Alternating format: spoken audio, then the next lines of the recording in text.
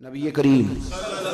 صلی اللہ علیہ وسلم فرماتے ہیں کہ ایک صحابی حضور کی بارگاہ میں آیا، عرض کی یا رسول اللہ صلی اللہ علیہ وسلم پریشان رہتا ہوں اپنی آخرت کے لیے، اور یہ بھی بڑا اللہ کا فضل ہے کہ کوئی آخرت کے لیے پریشان ہو۔ حضور میں اپنی آخرت کے لیے بڑی پریشانی میں رہتا ہوں، کوئی ایسی بات بتا دیں کہ رب مجھے نجات عطا کر دے۔ تو نبی پاک صلی اللہ تعالی علیہ وسلم نے ایک ہی بات ارشاد فرمائی، فرمایا تم اپنے رب کے ساتھ بددیانتی نہ کرنا، اللہ تجھے نجات عطا کر دے گا۔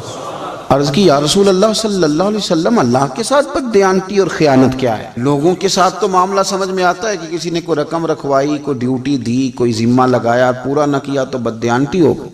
اللہ کے ساتھ بددیانتی کا معنی کیا ہے؟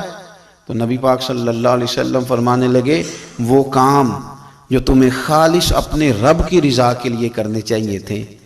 ان کاموں میں اگر تم نے نیت کر لی نا کہ لوگ بھی دیکھ لے، غیر کا بھی تم نے ارادہ کر لیا، حکم دیا تھا اللہ رسول نے،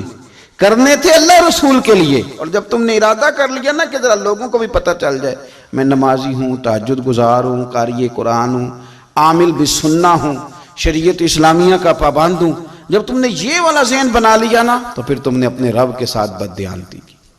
پھر تم نے خیانت کی، پھر تم نے ٹھیک نہیں کیا۔ جب تم نے یہ ذہن بنا لیا کہ لوگوں کو پتہ چل جائے۔ حضرت شاہ منصور رحمۃ اللہ علیہ فرماتے ہیں کہ میرا ایک شخص سے بڑا قریبی تعلق تھا اور میں اسے بڑا نیک سمجھتا تھا، اور اچھے الفاظ میں اس کا لوگوں کے ہاں ذکر تھا، لوگ اسے نیک ہی سمجھتے تھے، لیکن مجھے کسی نے بتایا کہ وہ بہت ہی زیادہ بیمار ہے۔ میں تیمارداری کرنے گیا، میں نے اسے جا کے دیکھا تو بڑی اذیت میں تھا۔ میں نے کہا کیا ہوا؟ کہنے لگا حضور اپنے گناہوں کی پاداش میں ہوں۔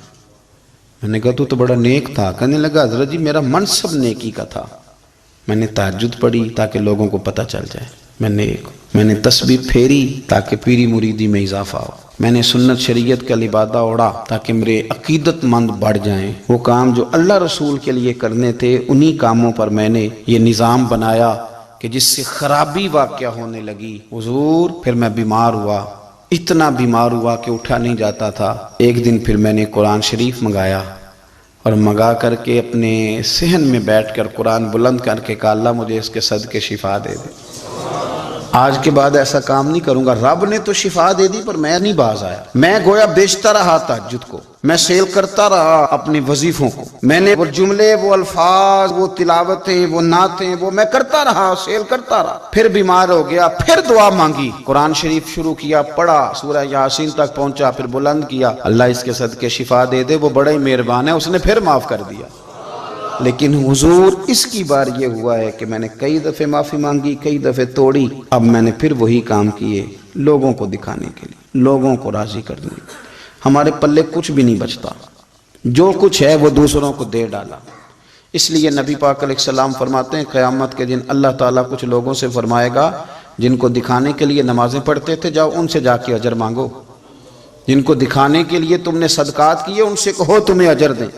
جن کو دکھانے کے لیے تم نے روزے رکھے ان سے کہو تمہیں اجر دے۔ وہ جو تم نے لبادے اوڑے نا اور بڑا کچھ تم بنے کہ میں داڑھی والا، میں پگڑی والا، میں جبے والا، جن کو دکھانے کے لیے کیا جاؤ جا کے ان سے اجر لو،